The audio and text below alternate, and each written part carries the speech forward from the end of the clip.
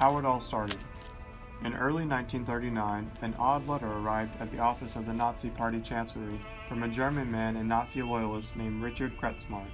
He was trying to contact Hitler directly in hopes of gaining clearance to legally euthanize his own son, Gerhard, who had been born just a few months earlier with severe and incurable physical and mental disabilities, including missing limbs, blindness, and convulsions. The original medical records are lost and second-hand accounts vary. Kretschmar asked Hitler to let him have this monster put down. Hitler then sent his own physician, Dr. Karl Brandt, to look into the case. On inspection, Brandt decided the diagnosis had been correct, that he was an idiot and there was no hope for improvement. Thus, Gerhard was killed by lethal injection on July 25, 1939. His death certificate stated the cause of death as heart weakness. An official would have to fill out a form that included a section for describing physical or other observed defects that the child might have. 3 doctors would then review the forms, without any of them actually examining the patients themselves, and mark it with a cross if they thought the child should be killed. 2 out of 3 crosses were enough to warrant the removal of the child from their home, under the guise of helping them get medical attention and then killing them. Action T4 was born. According to Hitler's chancellery, Director Philip Buehler and physician Karl Brandt led the killing operation. Under their leadership, T4 operatives established 6 gassing installations for adults as part of the euthanasia action.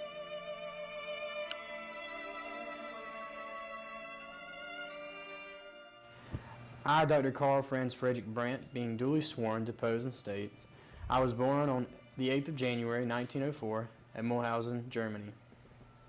I studied medicine at Jena, Freiburg, Munich, and Berlin, and passed my state examination in Freiburg in 1928.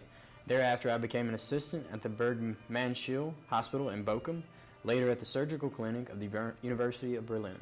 Beginning in the late 1939, this center was operated as one of the 6 major centers for the Acton T4 program, which is a secret sterilization and euthanasia center in Nazi Germany. Nearly 15,000 Germans were killed here, including thousands of citizens and children. And I was charged as an accomplice to murder in at least 120 cases and was sentenced to 8 years in prison for each death. However, I only served 8 years out of my entire sentence. The program aimed to eliminate what eugenicists and their supporters considered life unworthy of life. Those individuals who, they believed, because of severe psychiatric, neurological, or physical disabilities, represented both a genetic and a financial burden on both German society and the state.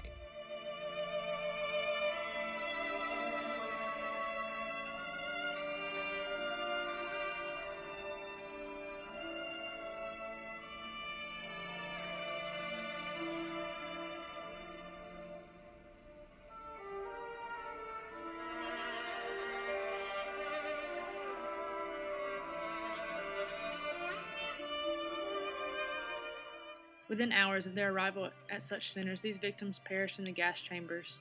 These chambers, disguised as shower facilities, used carbon monoxide gas to poison these victims and burn the bodies in the crematorium attached to the gas facilities. Other workers took the ashes of the cremated victims from a common pile and placed them in urns to send to the relatives of these families. These families would receive an urn along with a death certificate and other documentation listed a fictive cause and a date of death.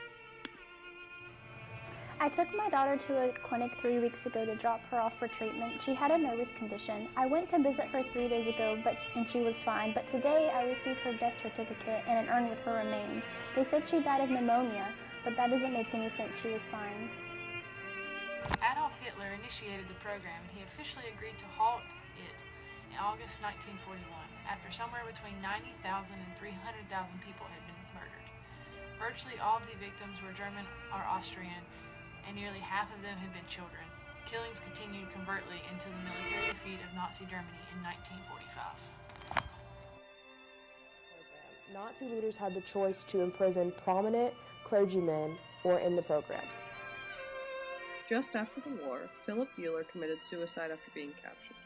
Meanwhile, the so-called doctor's trial of 1946-47 saw the International Military Tribunal sentence several Nazi doctors to death. The T4 camps also initiated the use of patients in this program to run medical experiments on. Today, a memorial stands near the former site of the Action T4 program headquarters in Berlin, where Nazi officials organized a mass killing like few the world has ever seen.